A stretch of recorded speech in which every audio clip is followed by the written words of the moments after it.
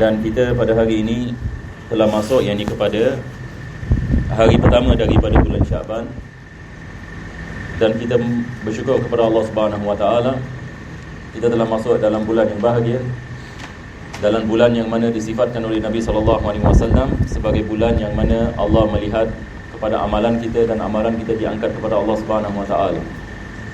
Maka kita digalakkan untuk memperbanyakkan amal dalam bulan ini. Maka dengan itu kita berdoa kepada Allah, mudah-mudahan Allah memberikan kepada kita taufik dan hidayah, dapat kita menambahkan dan mendekatkan diri kepada Allah, dan mudah-mudahan Allah sampaikan kita pada bulan Ramadan dalam keadaan sihat dan afiat. Amin ya rabbal alamin. Jadi insya-Allah kuliah asar ini kita mengambil beberapa minit, mengambil barakah daripada kitab Ihya Ulumuddin karangan Al-Imam Al-Ghazali.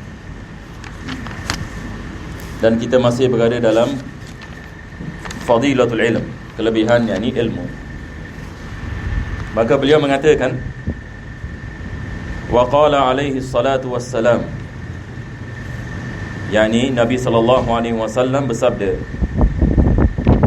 an-nasu kama'adin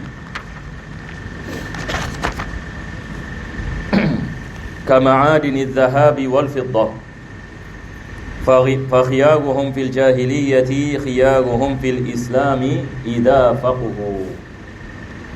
Dalam hadis ini Nabi SAW mengatakan manusia ini seperti batu permata. Nabi SAW menyifatkan manusia seperti batu permata. Apa maksudnya? Maksudnya Allah Subhanahu Wa Taala Dia mencipta manusia berbeza-beza jenis dan berbeza-beza sikap. Seperti mana kita lihat ini batu permata, sifat mereka berbeza. Batu permata ini ada yang mahal, ada yang murah, ada yang tidak terlalu mahal, ada yang tidak terlalu murah. Dan sifat dia pun berbeza. Emas dengan perak tidak sama. Begitu juga dengan batu-batu yang lain juga tidak mempunyai sama sifat. Maka Nabi SAW mengatakan an-nasu ma'adin. Manusia ini ibarat ma'adin. Ma'adin juga termasuk benda-benda yang kita mendapati di dalam bumi. Kama'adiniz zahabi wal fiddah. Maka beliau memberikan misal seperti ma'adiniz zahabi wal fiddah, seperti emas dan perak. Fa khiyaruhum fil jahiliyyati khiyaruhum fil islami idza faqahu. Maka sebaik-baik manusia di dalam zaman jahiliyah hanya akan menjadi sebaik-baik manusia dalam Islam idza faqahu, kalau sekiranya mereka mempelajari dan mengamalkan agama Islam. Maksudnya kaitannya dengan apa yang kita mengatakan tentang batu permata ini, sebahagian manusia dia mempunyai nasab yang mulia, berbeza dengan manusia yang lain. Jadi kalau kita lihat keluarga Nabi SAW, beliau daripada Banu Hashim. Dan Banu Hashim ini dikirakan nasab yang paling mulia di antara kaum Quraisy. Dan kaum Quraisy ini dikirakan sebagai kabilah yang paling mulia di kalangan kaum Arab yang lain. Jadi zaman jahiliyah juga mereka dianggap sebagai kabilah yang mulia. Tapi Nabi SAW mengatakan semulia-mulia manusia dalam nasabnya hanya akan menjadi mulia di sisi Allah Subhanahu Wa Taala apabila dia mempelajari dan memahami dan mengamalkan agama. Apa maksudnya? Maksudnya kalau kita ada satu orang misalan nasabnya mulia, dia daripada keturunan manusia-manusia yang mulia, tetapi dia tidak mengamalkan agama. Dia tidak mengamalkan agama, dia tidak mempelajari agama, dia melakukan maksiat dan sebagainya. Kita menanyakan soalan, adakah nasabnya akan menyelamatkannya daripada azab Allah Subhanahu Wa Taala? Jadi Nabi SAW ini mengatakan kemuliaan yang hakiki yang ada di sisi manusia adalah kemuliaan dalam agama. walaupun satu orang yang ni nasabnya tak mulia. Akan tetapi apabila dia mempelajari ilmu agama dan dia menjadi faqih, dan dia menjadi seorang ini ulama sebagai misal, dan dia mengamalkan agama dan dia menyampaikan agama, manusia seperti ini mulia di sisi Allah Subhanahu Wa Taala, walaupun nasabnya dipandang rendah. Walaupun ini nasabnya dipandang yang ini sebagai yang ini rendah. Sebab Allah Subhanahu Wa Taala dia melihat kepada keimanan dan amal. Jadi Nabi SAW dia mengatakan manusia yang mulia zaman jahiliyah hanya akan menjadi mulia kalau ada agama. Tapi ada orang Quraisy yang ini nasabnya mulia, tetapi dia tidak beriman kepada Nabi SAW. Yang ini seperti Abu Lahab sebagai misal. Abu Lahab ini dalam segi nasab mulia. Kenapa yang ini mulia? Dia adalah pakcik kepada Nabi SAW. Maka mereka adalah daripada keturunan Nabi Ismail.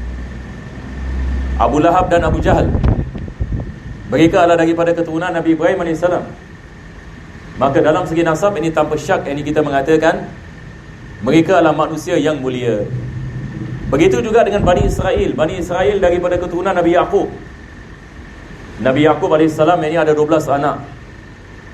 Yani mereka semua adalah daripada keturunan Nabi Yaqub AS. Dalam segi keturunan manusia yang mulia. Tetapi mulia di sisi Allah Subhanahu Wa Taala memerlukan benda yang lain. Mulia di sisi Allah Subhanahu Wa Taala seperti mana Allah mengatakan inna akramakum indallahi atqakum. Manusia yang paling mulia di sisi Allah adalah manusia yang paling bertakwa. Itu sebab Nabi SAW ini mengatakan dalam sebuah hadis, la fadla li'arabiyyin ala a'jami. Tidak ada kelebihan seorang Arab atas orang yang bukan Arab. Jadi kita lihat ini hadis seperti ini, dia selesaikan masalah racism. Kita sampai hari ini manusia yang ini masih belenggu dengan masalah kauman. Kaum kita lebih baik daripada kaumnya, kaum dia lebih mulia daripada kaum ini lebih mulia daripada kaum itu. Tapi Nabi SAW dia mengatakan tidak ada kelebihan atas orang Arab ini atas orang yang bukan Arab. Wala a'jamiin ala arabi. Dan tidak ada kelebihan atas orang Ajam dengan orang Arab. Wala aswada ala ahmar.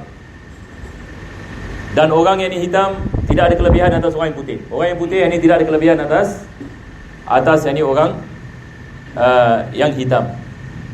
Akan tetapi kelebihan terletak yang ini di dalam ketakwaan yang ini kepada Allah Subhanahu Wa Taala. Maka Nabi kita SAW mengajarkan kepada kita cara yang ini nak menjadi mulia.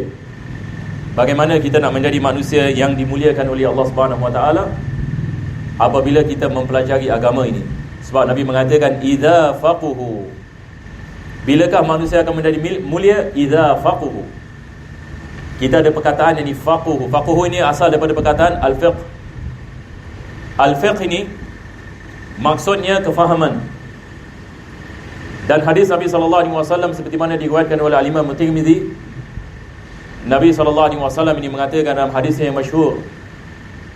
Apa dia mengatakan? Dia mengatakan khairukum man ta'allama al-Qur'ana wa 'allamah. Sebaik-baik di antara kamu adalah yang mempelajari Al-Quranul Karim dan mengajarkan Al-Quran ini kepada yang lain. Di dalam hadis ini yang lain ini juga Nabi SAW ini mengatakan kebaikan yang besar yang Allah boleh memberikan kepada seseorang adalah kefahaman di dalam agama. Jadi hadis-hadis ini menerangkan kepada kita kelebihan kita mempelajari syariat Allah Subhanahu Wa Taala, mempelajari agama Allah Subhanahu Wa Taala, mengamalkannya, dan juga ini menyampaikan supaya kita mendapatkan kemuliaan atas kemuliaan, supaya kita mendapatkan ikatan bersama Nabi kita SAW dan mereka-mereka yang dekat ini kepada Allah Subhanahu Wa Taala. Mudah-mudahan Allah menjadikan kita di antara manusia-manusia yang mendapatkan manfaat daripada agama, daripada mereka-mereka yang mempelajari dan mengamalkan dan menyampaikan. Mudah-mudahan Allah menghidupkan hati-hati kita dengan iman dan taqwa dan menjadikan kita di antara hamba-hambanya yang sentiasa mengingati kepada Allah Subhanahu Wa Taala pada tiap-tiap masa dan keadaan. Amin ya rabbal alamin. Bismillahirrahmanirrahim. Alhamdulillahirabbil alamin.